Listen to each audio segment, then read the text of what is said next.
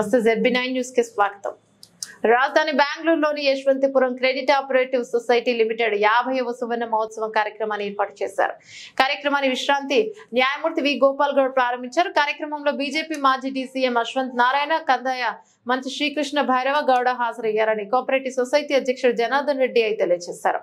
15 మంది బ్యాంక్ సిబ్బందికి మంత్రి సన్మానించారు. ఇక మాజీ మంత్రి అశ్వంత్ నారాయణ మాట్లాడుతూ శతమానం చేసుకోవాలని శుభాకాంక్షలు తెలిపారు. కార్యక్రమంలో బ్యాంక్ కస్టమర్లు పెద్ద సంఖ్యలో మహిళలు పాల్గొని వయాలి కావల్లో ఉండు శ్రీ చౌడయ్య స్మారక భవన్ ఏర్పాటు చేశామని బ్యాంక్ కార్యకర్త తెలియజేశారు.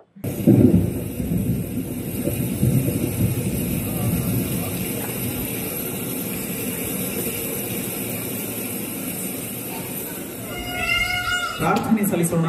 ಕೆಲವರು ಎದ್ದು ನಿಂತರು, ಆದರೂ ಎದ್ದು ನಿಲ್ಲದೇ ಇದ್ರು ಕೂಡ ಪೂರಕವಾಗಿ ಎಲ್ಲರೂ ಕೂಡ ಇದ್ದಲ್ಲಿಯೇ ಪ್ರಾರ್ಥನೆಯನ್ನ ಸಲ್ಲಿಸಬಹುದು. ಇಂಥದ್ದು ನಿರಂತರವಾಗಲಿ ಅಂತ.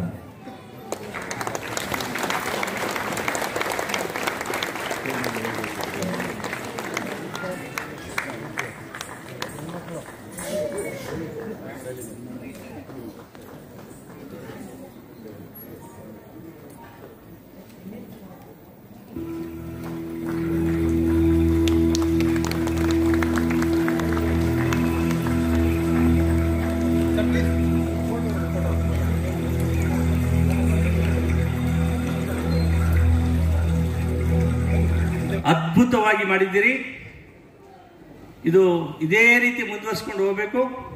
ನಾನು ಹೆಚ್ಚಿಗೆ ಮಾತಾಡಿದ್ರೆ ಇನ್ನು ಅಶ್ವಥ್ ನಾರಾಯಣರವರು ಮಾತಾಡಬೇಕು, ಮತ್ತು ಬೇರೆ ನಿರ್ದೇಶಕರು ಅಧ್ಯಕ್ಷರೆಲ್ಲ ಮಾತಾಡಬೇಕಾಗ್ತದೆ. ಕೋಆಪರೇಟಿವ್ ಸೊಸೈಟಿ ಉದ್ದೇಶ ಬಹಳ ಒಳ್ಳೆಯ ಉದ್ದೇಶ. ಮಲ್ಟಿ ಕೋಆಪರೇಟಿವ್ ಸೊಸೈಟಿ ಕಾಯ್ದೆ 2002ರಲ್ಲಿ ಮಾಡಿದ್ದಾರೆ. ಮಲ್ಟಿ ಕೋಆಪರೇಟಿವ್ ಸೊಸೈಟಿ ಅಂದರೆ ನೋಡಿ, ಇವಾಗ ನೀವು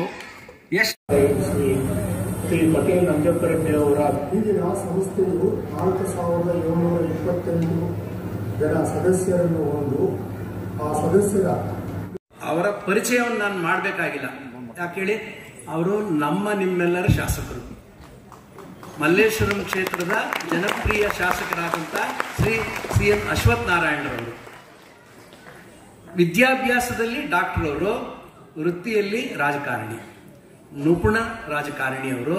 ಅವರ ಜನಪ್ರಿಯತೆ ನಿಮ್ಮೆಲ್ಲರಿಗೂ ಚಿರಪರಿಚಿತ. ರಾಜ್ಯದಲ್ಲಿ ಉಪಮುಖ್ಯಮಂತ್ರಿಯಾಗಿದ್ದರು, ಶಿಕ್ಷಣ ಮಂತ್ರಿಗಳಾಗಿದ್ದರು, IT ಕ್ಷೇತ್ರದಲ್ಲೂ ಇದ್ದರು.